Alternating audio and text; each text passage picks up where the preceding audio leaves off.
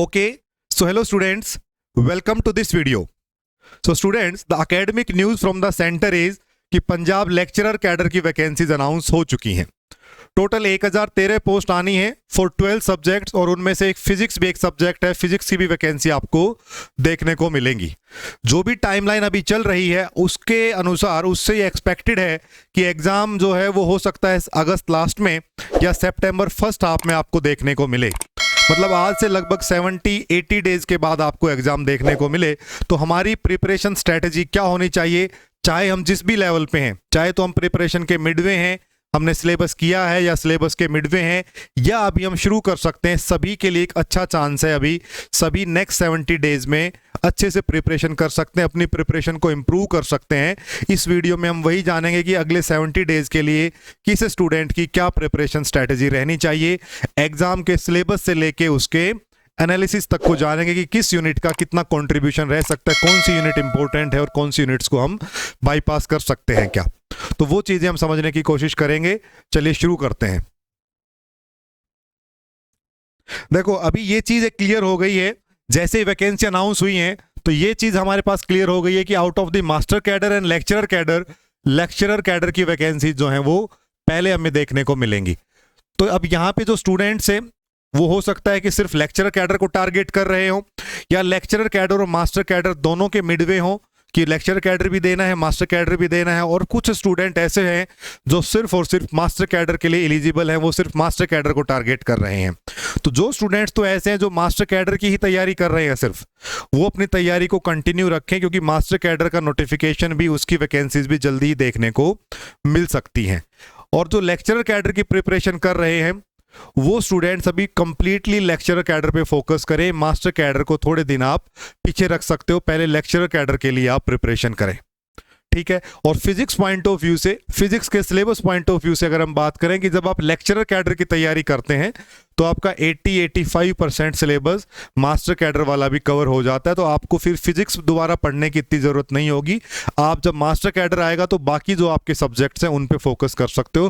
Physics आपका lecture cadre में ही मोर और लेस कवर हो जाएगा, 1-2 यूनिट्स को छोड़ के, ठीक है। तो ये पिक्चर अभी क्लियर हो चुकी है। एक तरफ आप फोकस कर सकते हैं कि अभी कौन सा एग्जाम हमें देखने को मिलेगा और उसी की प्रिपरेशन के अकॉर्डिंग हम चले, ठीक है। अभी देखो एक बार सिलेबस दोनों एग्जाम्स का, मास्टर कैडर और लेक्चरर कैडर एग्जाम का एक बार डिस्कस कर लेते हैं, ताकि जब इसका एनालिसिस करेंगे तो सारी यूनिट्स आपके सामने हो। देखो यहाँ पे मैथमेटिकल फिजिक्स और क्लासिकल मैकेनिक्स, ये जो 2 यूनिट्स हैं ये लेक्चरर कैडर में है और ये मास्टर कैडर का सिलेबस है, ठीक है, फिजिक्स का। तो ये जो 2 यूनिट्स हैं मैथमेटिकल फिजिक्स और क्लासिकल मैकेनिक्स, ये मास्टर कैडर में नहीं है, ये सिर्फ लेक्चरर कैडर में है, ठीक है। और जो एक एक्सपेरिमेंटल मेथड्स है, एक ये वाले यूनिट, ये भी सिर्फ लेक्चरर कैडर में है। बाकी आप देखोगे क्वांटम मैकेनिक्स यहां पर भी है, क्वांटम मैकेनिक्स यहां पर भी है, इलेक्ट्रोमैग्नेटिक थ्योरी यहां पर भी है, इलेक्ट्रिसिटी एंड मैग्नेटिज्म यहां पर भी है, थर्मोडायनेमिक्स एंड स्टैटिस्टिकल मैकेनिक्स यहां भी है, थर्मो एंड स्टैटमैक यहाँ भी है, इलेक्ट्रॉनिक्स यहाँ पे सॉलिड स्टेट फिजिक्स के साथ में असाइंड है। कहाँ पे लिखा हुआ है? यहाँ पे electronics and solid state physics, yes. उसके अलावा atomic and molecular physics, atomic and molecular physics, solid state physics यहाँ पे इसी के साथ कवर्ड है, nuclear and particle physics, nuclear and particle physics. तो बात क्लियर हो गई कि यहाँ पे 2 यूनिट ऐसी हैं, mechanics and properties of matter, waves, oscillation and optics, जो यहाँ पे यूनिक हैं। तो जब आप इसकी तैयारी करते हो, इस सिलेबस को पढ़ते हो, तो ये सिलेबस तो हो ही जाता है। हालांकि अगर ये यूनिट्स हम सारी करते हैं मास्टर कैडर लेवल से, तो लेक्चरर कैडर के लिए कुछ कुछ टॉपिक भी इसमें छूट जाते हैं, है ना। जैसे हम कहें कि ईएमटी है, अब ईएमटी में यहाँ भी है, यहाँ भी, लेकिन ईएमटी लेक्चरर कैडर में कुछ एडिशनल टॉपिक्स भी गिवन है। क्वांटम मैकेनिक्स है, वहाँ पे हाइड्रोजन एटम तक है मास्टर कैडर में, लेक्चरर कैडर में कुछ पर्टर्बेशन का और कुछ एडवांस पोर्शन भी वहाँ पे गिवन है। तो इस हिसाब से जब पहले हम ये कर लेते हैं तो ये वाली तो सारी चीजें जो है ऑलमोस्ट कवर हो जाती हैं, कुछ भी नहीं बचता है इसमें। मेनली ये 2 यूनिट्स बचती हैं। जब मास्टर कैडर का एग्जाम हो उसके अकॉर्डिंग आप प्रायोरिटी सेट कर सकते हो कि कब इनको हम करेंगे। तो पहले लेक्चरर कैडर जो देना चाहते हैं, this is the syllabus for those students, mathematical physics, classical mechanics, quantum mechanics, electromagnetic theory, thermodynamics, stat mech, electronics, experimental methods, atomic, solid state physics, nuclear and particle physics. काफी वास्ट सिलेबस है, काफी अच्छा खासा syllabus है lecturer cadre के लिए। लेकिन जो टाइम अभी है जिस समय से पहले हमें पता चल चुका है कि भाई अभी वैकेंसीज आने वाली हैं, अब अगर हम सही समय पे सही डिसीजन लेते हैं तो अभी भी हम इस सिलेबस को, डिटेल्ड सिलेबस को अच्छे से कर सकते हैं पूरी तरह से, ठीक है, without skipping any of the unit. कोई भी यूनिट को क्यों नहीं छोड़ना है उसका भी डिस्कशन हम करेंगे, ठीक है। तो ये बात क्लियर है। यहां पे हमारे पास 10 यूनिट्स हैं टोटल, लेक्चरर कैडर में टोटल 10 यूनिट्स हैं और यहां पे 150 क्वेश्चंस आने वाले हैं एग्जाम में। मास्टर कैडर में यहां पे फिजिक्स का जो सिलेबस है उसमें 8 यूनिट्स हैं, उसमें 8 यूनिट्स हैं और 50 क्वेश्चन आपको फिजिक्स के देखने को मिलेंगे apart from the other subjects, ठीक है। तो ये एक मोटा मोटा एग्जाम पैटर्न है जो आपको जानना चाहिए। इसके बाद चलते हैं लेक्चरर कैडर एग्जाम की तरफ कि लेक्चरर कैडर 2016 और 2021 का जो पेपर है उसका एक बार सब्जेक्ट वाइज एनालिसिस देखते हैं। यहाँ पे देखो 2016 का जो पेपर है बहुत ही वेल फ्रेम्ड पेपर है, काफ़ी अच्छा मार्क्स डिस्ट्रीब्यूशन है, काफ़ी अच्छे क्वेश्चन उसमें दिए हुए हैं, ठीक है। अगर ऐसा पेपर आता है तो जो स्टूडेंट्स तैयारी कर रहे हैं उनके लिए बहुत बेनिफिट होता है कि इवन डिस्ट्रीब्यूशन ऑफ मार्क्स है, सभी सब्जेक्ट से लगभग इक्वल कंट्रीब्यूशन और क्वेश्चंस का जो लेवल है वो भी अच्छा है। जैसे क्वेश्चन पूछे जाने चाहिए एग्जाम में उसी तरह के क्वेश्चन यहाँ पे पूछे गए हैं, ठीक है। तो यहाँ पे देखो इलेक्ट्रॉनिक्स से 20 क्वेश्चंस हैं, ये हमने हायर टू लोअर की तरफ किया हुआ है। उसके अलावा आप यहाँ पे देखो 17 से 14, मतलब ऑन एन एवरेज यहाँ पे हमसे 15 क्वेश्चन पर सब्जेक्ट ही हैं, ठीक है।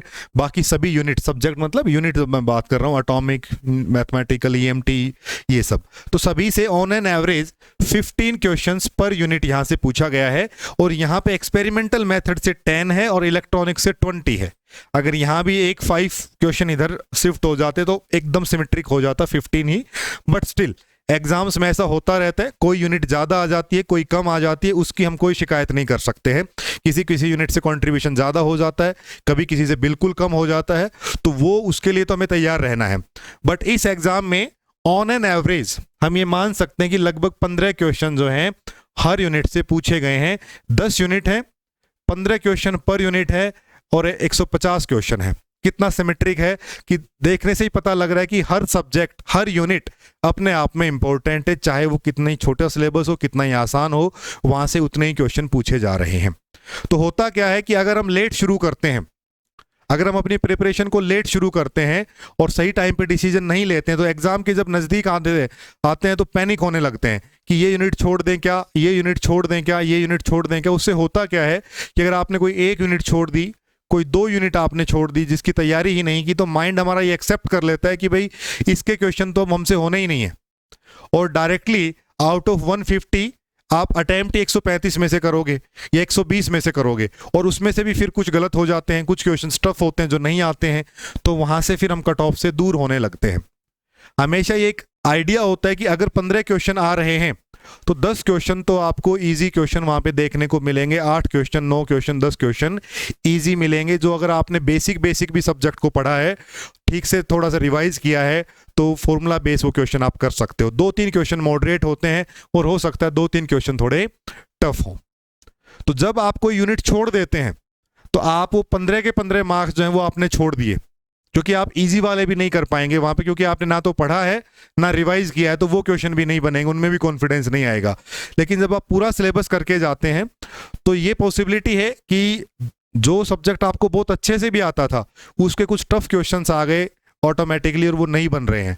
तो जो सब्जेक्ट, जो यूनिट आपने कम भी की है लेकिन की है, उसके ईजी वाले क्वेश्चन से आप उसको कवर कर लेते हैं, ठीक है। तो ये कभी भी एक वाइज एडवाइस नहीं होती है कि भाई आप कोई यूनिट छोड़ के जाएं, सभी यूनिट्स करके जाएं। ऐसे एग्जाम में खासकर कि एकदम एग्जामिनर के माइंड में भी डायरेक्ट जाती है कि भाई 10 यूनिट हैं, 150 क्वेश्चन बनाने हैं, तो जब वो एग्जाम बनाने लगते हैं तो मोर और लेस ये समझ में आ जाता है कि भाई 10 से 15, 18, 17 ऐसे क्वेश्चन एक यूनिट से हम दे सकते हैं, और वही डिस्ट्रीब्यूशन फॉलो होने के चांसेस होते हैं। तो कभी भी हमें कोई भी सिलेबस से यूनिट नहीं छोड़नी है, वहां से बहुत जबरदस्त बैकफायर हो सकता है।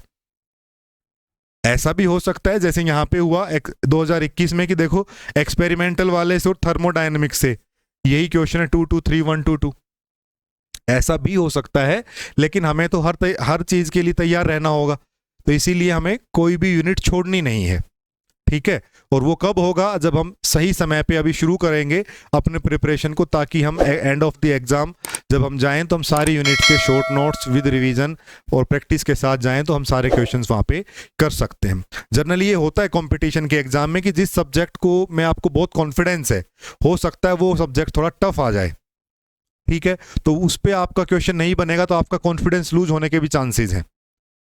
इसी सिचुएशन से बचने के लिए हमें सभी सब्जेक्ट्स को थोड़ा सिमेट्रिकल करना चाहिए, ताकि अगर कोई एक सब्जेक्ट टफ है, कोई 2 सब्जेक्ट टफ आ गए तो आप उसको ओवरकम कर सके, आप उसको कवर अप कर सके बाकी सब्जेक्ट के साथ। अब जो आप पढ़ के गए, मान लो वो टफ आ गया, 1-2 सब्जेक्ट आप पढ़ के नहीं गए, तो आपके लिए तो दोनों तरफ से मार्क्स कटने शुरू हो जाएंगे, ठीक है ना। तो एग्जाम जो है आजकल बहुत ही अनप्रेडिक्टेबल आते हैं, उस चीज़ को हमें ध्यान में रखना है कि हमें हर तरह से तैयार रहना है, हर यूनिट को पढ़ के जाना है अच्छे से, और वो तभी होगा जब हम सही समय पे शुरू करके और प्रिपरेशन को आगे बढ़ाएंगे। ज़्यादा वेट करेंगे, अभी तक वेट करते करते अब ये अनाउंस हुआ है, थोड़े दिन में नोटिफिकेशन आएगा, एडवर्टाइजमेंट आएगी, फॉर्म फिलिंग आएगी, और यही पैटर्न चलेगा, और फिर हम अगर तब भी डिसीजन नहीं रखेंगे तो फिर पैनिक होगा, और फिर आखिर में कहेंगे कि ये वाला अटेम्प्ट तो छोड़ देते हैं। दोबारा कब आएगा अटेम्प्ट, गॉड नोज, ठीक है ना। तो इसीलिए इसी अटेम्प्ट को अपना फाइनल अटेम्प्ट समझ के कि इसी में हमने करना है। इस बार एज रिलैक्सेशन भी दी है, 5 ईयर का एज रिलैक्सेशन मिलेगा हर कैटेगरी के स्टूडेंट को, तो ये सब चीज़ें ध्यान में रखी हुई हैं, और इस बार एक अच्छा एग्जाम होने की उम्मीद है, ठीक है।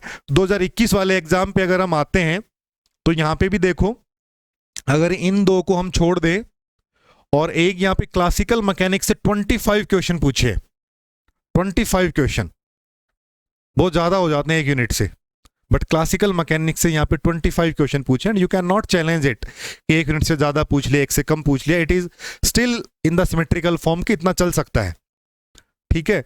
तो ये चीज़ हो सकती है। मान लो जिस बच्चे ने क्लासिकल मैकेनिक्स छोड़ दी हो, उसका तो 25 नंबर तो सीधा चला गया यहाँ से, क्योंकि वो बेसिक वाले भी क्वेश्चन नहीं कर पाएंगे वहाँ पे, जो पढ़ के ही नहीं गए उसको बिल्कुल भी।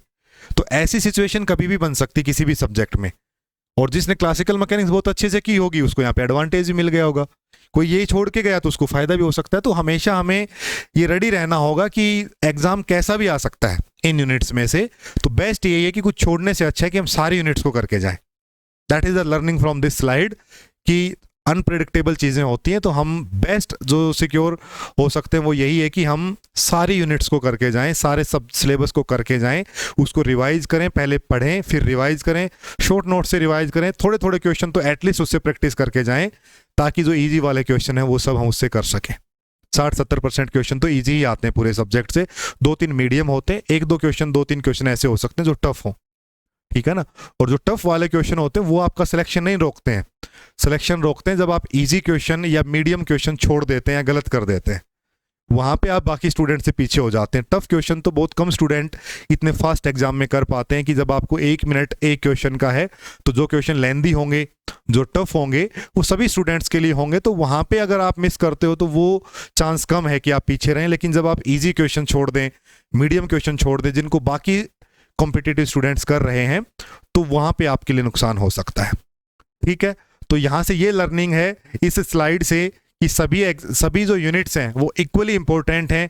भले ही आपको atomic and molecular physics 15 lecture में खत्म हो रही है, इलेक्ट्रोमैग्नेटिक थ्योरी 30 लेक्चर में खत्म हो रही है, बट इंपॉर्टेंस दोनों का उतना ही है। यहाँ से भी आप देखो ईएमटी कहाँ है, ईएमटी के 11 क्वेश्चन हैं और एटॉमिक के 21 क्वेश्चन है, 21 questions from your 15 lecture content. Nuclear and particle physics के 20 क्वेश्चन, देख रहे हो। तो इट ऑल डिपेंड्स कि जो एग्जामिनर है वो किस फील्ड से है, वो थ्योरिटिशियन है या एक्सपेरिमेंटलिस्ट है, उसका खुद का स्पेशलाइजेशन क्या है, ये चीज़ें भी मैटर कर जाती हैं एग्जाम में। तो ऐसा एक ट्रेंड देखने को मिल सकता है कि कोई सब्जेक्ट थोड़ा ज़्यादा मिल जाए, कोई कम मिल जाए, ठीक है। आगे बढ़ते हैं, ये बात क्लियर होगी दोनों एग्जाम से।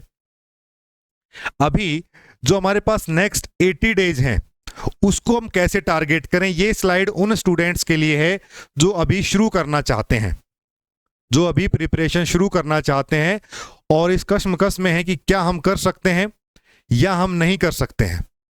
उनके लिए एकदम टेक्निकल है और इसी को हम फॉलो करेंगे। अभी 15 जून से जो बैच शुरू हो रहा है उसमें हम इसी पैटर्न को फॉलो करेंगे और नेक्स्ट 70 डेज में, 60 to 70 डेज में आपका सिलेबस, डिटेल्ड सिलेबस आपके पास होगा और आप अच्छे से एग्जाम दे पाएंगे।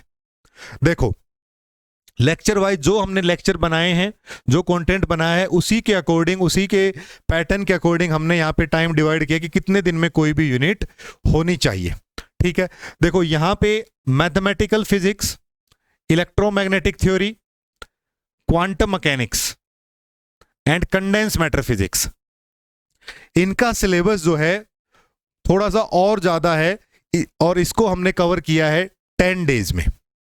ठीक है, जिस पैटर्न पे हम चलेंगे, जिस शेड्यूल के साथ, जिस डिसिप्लिन के साथ हम चलेंगे, उसके अकॉर्डिंग इलेक्ट्रोमैग्नेटिक थ्योरी भी 10 डेज में खत्म हो सकती है, मैथमेटिकल फिजिक्स भी 10 डेज में, क्वांटम मैकेनिक्स भी और कंडेंस्ड मैटर भी। उसके अलावा atomic and nuclear physics 1 week का कंटेंट है दोनों का।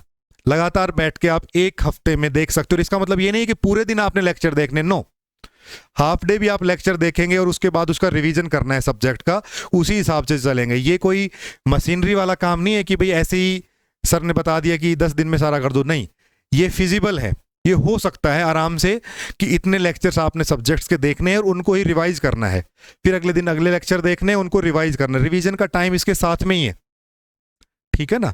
उसके अलावा देखो थर्मो एंड स्टैटमेक प्लस इलेक्ट्रॉनिक्स, इन दोनों को भी, इन दोनों यूनिट्स को हम 10 डेज में कलेक्टिवली करेंगे। एटॉमिक न्यूक्लियर को 7 डेज में करेंगे और एक्सपेरिमेंटल मेथड्स वाला है ये 4 to 5 डेज में इसको हम कर सकते हैं। ठीक है, उसके अलावा यहां पे एक हमने मार्जिन भी रखा है 10 डेज का। इस मार्जिन का मतलब क्या है कि एकदम चीजें आइडियल नहीं चलती हैं, हो सकता है आप कोई लेक्चर मिस कर दें, किसी दिन आपको कोई काम आ जाए, कोई टाइम थोड़ा सा कहीं पे चला जाए, तो वो भी हमने रखा है कि मोर और लेस 2 महीने में हम अगर 10 दिन उतना इफेक्टिव नहीं रहते हैं, उतना इफिशिएंट नहीं रहते हैं, तो हमारे पास 80 डेज का ये प्लान है। लेकिन ये 10 दिन बिल्कुल ऑफ नहीं होना, ये छुट्टी का दिन नहीं है, क्योंकि देखो अब अगर हम शुरू करते हैं तो मेहनत भी हमें ज़्यादा करनी पड़ेगी। स्टूडेंट्स पहले से तैयारी कर रहे हैं, सिलेबस कर रहे हैं, आप अगर अब कर रहे हो, उनके साथ लाइन पे आना चाहते, तो आपकी मेहनत भी उतनी ही बड़ी होनी चाहिए, उतना ही आपको टाइम और देना होगा। तो आने वाले 2 महीने को कैसे 4 महीने में कन्वर्ट करना है, उसका ये एक चैनल है, उसका एक प्लान है। ऐसे करके आप उस लाइन पे आ सकते हैं, आप अच्छे से एग्जाम को अटेम्प्ट कर सकते हैं विद फुल प्रिपरेशन। ठीक है, तो 10 दिन का एक ये समझ सकते हो कि एक थोड़ा सा रिलैक्सिंग टाइम हो सकता है कि आपने किसी दिन सिर्फ रिवीजन कर लिया, किसी दिन शॉर्ट नोट्स पढ़ लिए, किसी दिन क्वेश्चंस लगा लिए, ऐसे करके। और जो लेक्चर वॉचिंग है, जो कंटेंट वॉचिंग है, वो आपको इन दिनों में करनी है। तो ये 10 दिन का हमने पॉजिटिव एक मार्जिन रख लिया कि 2 महीने में अगर हम 5-5 दिन का भी रखेंगे, 5 दिन इस महीने में, 5 दिन इस महीने में, किसी वजह से ऑफ रहे, तो भी हम इस सिलेबस को ऐसे कर सकते हैं। या थोड़ा सा सैचुरेशन आने लगे तो लेक्चर ना देख के हम रिवीजन की तरफ चले गए, शॉर्ट नोट्स की तरफ चले गए, फॉर्मूला शीट की तरफ चले गए, कोई प्रीवियस ईयर की तरफ चले गए, तो वो चीज़ें हम यहाँ पे इन 10 दिनों में बीच में कर सकते हैं। ठीक है, डेली लेक्चर देखने हैं, उसके साथ जो लेक्चर आज देखे हैं उन्हीं को प्रॉपरली एक बार रिवाइज करना है। अगले दिन लेक्चर शुरू करने से पहले एक बार इनको रिवाइज किया, नए लेक्चर देखे, रिवीजन किया, नए लेक्चर देखे, रिवीजन किया, और वीकेंड पे कलेक्टिव जो है रिवीजन किया। This is how we can proceed for next 80 days. So this is for those students जो अभी शुरू करना चाहते हैं, जो हम 15 जून से एक नया बैच शुरू कर रहे हैं लेक्चरर कैडर का, इस शेड्यूल के अकॉर्डिंग प्रॉपर 15 जून से 25 जून तक, 24 जून तक एक सब्जेक्ट, फिर आगे ऐसे ऐसे प्रॉपर शेड्यूल के साथ चलेगा डिसिप्लिन्ड वे में। तो इस पैटर्न को हम फॉलो करेंगे, तो with in next 70 to 80 days you will be all done with the syllabus, revision and practice. ठीक है, आगे बढ़ते हैं। इसके अलावा अब जो स्टूडेंट्स सिलेबस करके बैठे हैं या इन मिडवे हैं, उनके लिए क्या है कि पहले तो अपना सिलेबस कंप्लीट करो, और जिन्होंने कर लिया है वो जल्दी से जल्दी अपने शॉर्ट नोट्स रिवाइज करना शुरू करें। पहले नोट्स रिवाइज किए, उसके बाद शॉर्ट नोट्स पे आ गए। शॉर्ट नोट्स इस तरह से होने चाहिए कि शॉर्ट नोट्स की डायरेक्ट मैपिंग नोटबुक से हो जाए, कि जब आप शॉर्ट नोट्स पढ़ते हो तो आप कनेक्ट कर पाएं खुद से कि अच्छा ये फॉर्मूला नोटबुक में ऐसे लिखा था। तो वो कब होगा, पहले हम शॉर्ट नोट्स जो हमारी नोटबुक है उसको प्रॉपरली रिवाइज करें 2-3 बार, फिर हम जब शॉर्ट नोट्स पे आते हैं तो हम उसको मैप कर पाते हैं कि अच्छा ये वाली चीज़ नोटबुक में ऐसे थी, इस पे ऐसे ऐसे क्वेश्चन बन सकते हैं। ठीक है, तो शॉर्ट नोट्स को पहले प्रॉपर रिविजन होगा, शॉर्ट नोट्स का रिवीजन होगा, उसके बाद क्वेश्चन प्रैक्टिस। अब लेक्चरर कैडर में आपके 150 क्वेश्चन आने हैं, तो ये तो मेक श्योर ही करो कि जितने कम से कम मिनिमम 150 तो डेली न्यू क्वेश्चंस आपने ट्राई करने ही करने हैं अपार्ट फ्रॉम योर रिवीजन। उसमें प्रीवियस ईयर क्वेश्चंस हो सकते हैं मास्टर कैडर के, लेक्चरर कैडर के सबसे पहले वो, और रिलीवेंट पीजीटी एग्जाम्स जिनमें ऐसा पैटर्न आता है, एक एक नंबर के क्वेश्चन आते हैं जहां पे, और गेट के प्रीवियस ईयर पेपर्स। ये बहुत इंपॉर्टेंट है। ये देखा गया है कि गेट के प्रीवियस ईयर क्वेश्चंस हैं, खासकर कि जो 1 मार्क्स वाले क्वेश्चन होते हैं वो डायरेक्टली इसमें इंपोर्ट हो जाते हैं, डायरेक्टली गेट से इसमें डाल दिए जाते हैं। तो गेट के 2011 से लेके और 2025 तक के जो क्वेश्चन हैं वो काफी इंपॉर्टेंट हैं। इनमें 2020 से 25 वाले ज्यादा इंपॉर्टेंट हैं क्योंकि लेटेस्ट यहां से पिक हो सकते हैं जो लेटेस्ट पेपर आए हैं।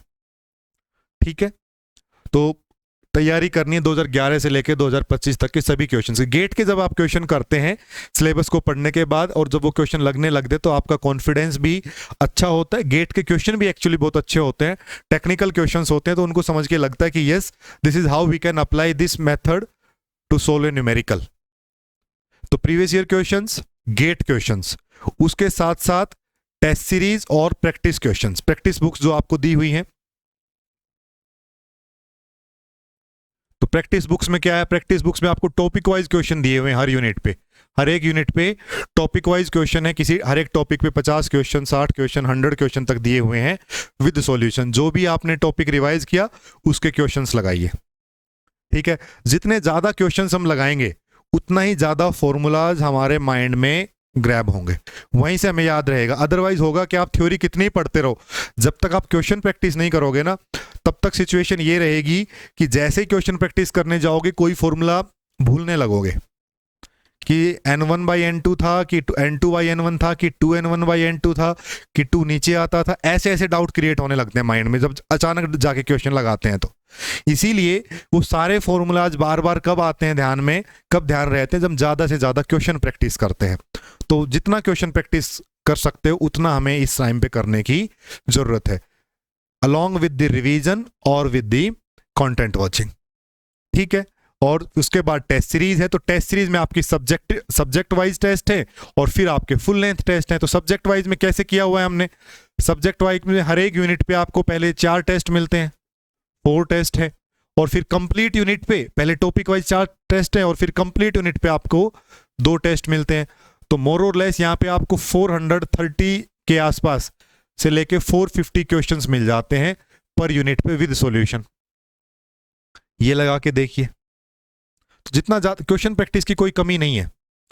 3-4 चीजें मेन है, PYQ, GATE questions, GATE PYQs, test series and practice books. इसमें सारे, किसी में भी देखोगे सारे जो क्वेश्चन हैं वो सारे ही आपके एग्जाम के लिए इंपॉर्टेंट है। जितना हो सकता है उतना हमें करने की जरूरत है। ठीक है, तो गेट के पेपर भी आपको अभी प्रोवाइड करने शुरू कर दिए जाएंगे, कुछ तो पहले किए 2020 तक के, तो उसके बाद के जो क्वेश्चन पेपर हैं अभी वो आपको प्रोवाइड कर दिए जाएंगे। ठीक है, so this is how we can revise effectively in these next 80 days. जो चाहे सिलेबस करके बैठे हैं, सिलेबस कर रहे हैं या उनको शुरू करना है, तो यहां से क्वेश्चन प्रैक्टिस करनी और ऐसे रिवीजन करना है। जब भी एक यूनिट खत्म होती है उसके छोटे छोटे शॉर्ट नोट्स बना लिए। शॉर्ट नोट्स हम भी दे रहे हैं, फॉर्मूला शीट हम भी प्रोवाइड कर रहे हैं, वो भी आपके लिए यूजफुल रहेगी, बहुत यूजफुल रहेगी। लेकिन कब, जब आप एक बार सारा लेक्चर कंटेंट देख लोगे उस यूनिट का। अदरवाइज शॉर्ट नोट समझ में ही नहीं आएंगे, ऐसा लगेगा कि ये तो सिर्फ एक याद करने वाली चीज हो गई और याद रहेगी नहीं, कितना याद रखोगे। तो पहले जब हम लेक्चर देख लेते हैं, नोट्स प्रिपेयर कर लेते हैं, नोट्स को पढ़ लेते हैं, फिर जब हम शॉर्ट नोट्स पे आते हैं तब हमें शॉर्ट नोट्स समझ में आते हैं। ठीक है ना, तो short notes, maximum revision, previous year questions, GATE questions, practice books and test series, that's all. ठीक है, अभी जो स्टूडेंट अलग अलग लेवल की प्रिपरेशन मोड पे है उनके लिए क्या क्या इंफॉर्मेशन है, क्या क्या हम ऑफर कर रहे हैं। पहली चीज, जो स्टूडेंट्स अभी तैयारी शुरू करना चाहते हैं उनके लिए नेक्स्ट 70 to 80 डेज का जो बैच है, डिटेल्ड बैच है, वो 15 जून से शुरू हो रहा है। Students can register in that and can start their learning. ठीक है, 15 जून से शुरू हो रहा है, प्रॉपर डिसिप्लिन के साथ, प्रॉपर शेड्यूल के साथ लेक्चर्स मिलेंगे और उसको हमने नेक्स्ट 70 डेज के लिए प्लान किया है। तो 70 डेज में आपका सिलेबस बिल्कुल आप जीरो से शुरू करोगे। ये सोच के बैठे हो कि मेरा गैप है, मैंने बहुत पहले प्रिपरेशन की थी, एमएससी की थी, अभी नहीं की है, वो सब कंडीशंस को साइड में रख के अगर आप बिल्कुल जीरो से शुरू करोगे तो नेक्स्ट 70 डेज में आप उस स्टेज पे होगे कि आप एग्जाम को अच्छे से इफेक्टिवली दे पाओगे। ठीक है, उसके अलावा तो पहला तो ये केस हो गया जिन स्टूडेंट्स को भी तैयारी शुरू करनी है, this is how they can start. ठीक है, तो उनके लिए फुल कोर्स बैच है, ये लोग शुरू कर सकते हैं 15 ऑफ जून से, और रजिस्ट्रेशन आज से ही शुरू है इसके। ठीक है ना, रजिस्ट्रेशन इसके शुरू है। अब 15 जून से अपना scheduled batch, full discipline batch जो है ले सकते हैं। उसके अलावा अब कुछ स्टूडेंट्स ऐसे हैं जो कहते हैं कि हमने सर सिलेबस कर लिया है, या तो वो सेल्फ स्टडी से कर लिया है या कहीं और क्लासेस से कर लिया है, अब हमें क्वेश्चन प्रैक्टिस करने हैं, अब हमें प्रिपरेशन को और इम्प्रूव करना है। तो उनके लिए ये एक स्टडी मटेरियल कोर्स है। इस स्टडी मटेरियल कोर्स में आपको प्रैक्टिस बुक्स मिल जाएंगी सभी सब्जेक्ट्स की with solution, short notes, formula sheets, PYQ booklets, GATE previous year question, सारा कुछ जो है इसमें क्वेश्चन प्रैक्टिस वाला जो मटेरियल है वो यहाँ पे मिल जाएगा। स्टूडेंट्स जो है स्टडी मटेरियल कोर्स ले सकते हैं। उसके बाद तीसरी स्टेज आती है ऐसे स्टूडेंट्स की जो कहते हैं कि सिलेबस भी कंप्लीट है, प्रैक्टिस भी डन है, बस अब हमें प्रैक्टिस को और ज़्यादा वो करना है, एकदम फिनिशिंग टच देना है और टेस्ट सीरीज लगानी है। तो टेस्ट सीरीज अवेलेबल है अलग से। टेस्ट सीरीज में आपको सब्जेक्ट वाइज टेस्ट हैं, हर एक सब्जेक्ट पे कम से कम 4 टेस्ट हैं, और ज़्यादा किसी में जो बड़े सब्जेक्ट में 6 टेस्ट 8 टेस्ट भी ऐसे हमने दिए हुए हैं प्रत्येक आपको जो यूनिट है उसके ऊपर।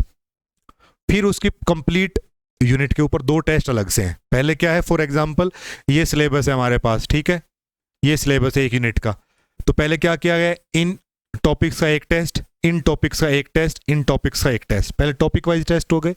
फिर क्या किया, फिर कंप्लीट यूनिट से टेस्ट हो गए, 2 टेस्ट यहाँ से कंप्लीट हो गए 150 क्वेश्चंस के। ठीक है, और उसके बाद हर एक यूनिट ऐसे पूरी होने के बाद फिर फुल लेंथ टेस्ट है जिसमें 10 की 10 यूनिट से आपको क्वेश्चन मिलेंगे प्रॉपर लेक्चरर कैडर एग्जाम के पॉइंट ऑफ व्यू से, 150 क्वेश्चन 150 मिनट में। तो जो स्टूडेंट टेस्ट सीरीज करना चाहते हैं, बहुत ही इफेक्टिव टेस्ट सीरीज है, बहुत अच्छा कंटेंट है इसमें। आपको पहले क्वेश्चन मिलता है, फिर उसका सॉल्यूशन मिलता है, फिर उस सॉल्यूशन में या उस क्वेश्चन में जो इंपॉर्टेंट हाईलाइट है, जो इंपॉर्टेंट फॉर्मूला है, जो इंपॉर्टेंट चीज़ है याद रखने की, उसको अलग से एक बॉक्स में प्रोवाइड किया गया है ताकि आप उस पर फोकस कर सके कि अच्छा इस क्वेश्चन से ये फॉर्मूला मुझे याद रखना है। ठीक है, और हर टेस्ट की पीडीएफ साथ में दी जाती है, जैसे टेस्ट हुआ उसकी पीडीएफ आपको प्रोवाइड कर दी जाती है। ठीक है, तो अभी आई थिंक कोई भी ऐसा डाउट नहीं रहना चाहिए कि क्या सर हम तैयारी कर सकते हैं या नहीं कर सकते हैं, या अभी हम इस स्टेज पे हैं, हम आगे कैसे बढ़ें, या हम क्वेश्चन प्रैक्टिस कैसे करें। यही एक बेसिक डाउट होते हैं हर एस्पिरेंट के मन में, वो मैंने यहाँ पे क्लियर करने की कोशिश की है कि this is the last call for all the lecturer cadre aspirants of 2026। इसके बाद नोटिफिकेशन में कौन सा टाइम मिलता है, क्या मिलता है, उसके अकॉर्डिंग ही हम कुछ कह सकते हैं, लेकिन जो एक्सपेक्टेड है उसके अकॉर्डिंग यही सबसे बेस्ट टाइम है। और एक लास्ट कॉल है कि अगर अब हम देर करेंगे तो फिर हम कुछ ना कुछ अपना नुकसान करेंगे, कोई ना कोई यूनिट छोड़नी पड़ेगी, रिवीजन नहीं हो पाएगा, क्वेश्चन नहीं लग पाएंगे, टेस्ट सीरीज नहीं लग पाएगी, वो चीज़ें होंगी। तो अभी ये हमने एक फुल फ्लैज तैयारी की है कि अगले 2 महीने के लिए हम कैसे स्टूडेंट्स को साथ लेके चलें और वहाँ तक पहुँचाएं कि एक बार तैयारी पूरी हो और एग्ज़ाम को अच्छे से दे पाएँ। बात क्लियर है? फिर भी कोई डाउट होगा तो आप पूछ सकते हैं, कॉन्टेक्ट कर सकते हैं। कैसे करना है शुरू? ठीक है, एंड्रॉयड अगर आपके पास डिवाइस है तो आपको प्ले स्टोर पे ग्रेविटॉन इंस्टीट्यूट ऐप मिल जाएगी, इसको इंस्टॉल कर लीजिए। अगर आपके पास iOS है तो उसमें आपने क्लास प्लस ऐप इंस्टॉल करनी है, उसका ऑर्गेनाइजेशन कोड है KBTSY, ये आप उसमें एंटर करके उसमें लॉगिन कर सकते हैं। और कोर्स जो है आप लैपटॉप पे, टैब पे, मोबाइल पे, किसी पे भी देख सकते हैं, सब पे एक्सेसिबल है। ठीक है, और व्हाट्सअप के लिए कांटेक्ट करने के लिए ये हमारा नंबर है 9466992853। ठीक है, तो ये हमारी कांटेक्ट डिटेल्स हैं। जो भी डाउट हो पहले वो ज़रूर पूछ लें, उसके बाद ही तैयारी करें। अपना जिस भी स्टेज पे आप हैं वो आप पूछ सकते हैं, उसी अकॉर्डिंग आपका शुरू हो जाएगा। तो batch is starting from 15th of June.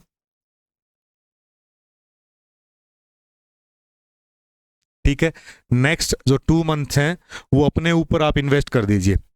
बाकी जहाँ पर भी आपका टाइम वेस्ट हो रहा है, चाहे आप कोई ट्यूशन कर रहे हैं या कोई और कहीं पे इंक्लूड है, उस सबको थोड़े दिन के लिए रेस्ट पे रख के आप 2 महीने के लिए अपने आप पे लगाइए. This is a golden chance and good vacancies for physics candidates. उसके बाद दोबारा कब देखने को मिलेंगी, काफ़ी टाइम बाद आ रही हैं, ऑलरेडी ऑलमोस्ट 5 साल के बाद.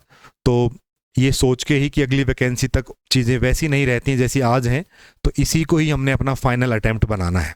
That's it. ठीक है. So this is all for this particular session. In case of any doubt, any query, please feel free to discuss. Bye bye. Have a good time.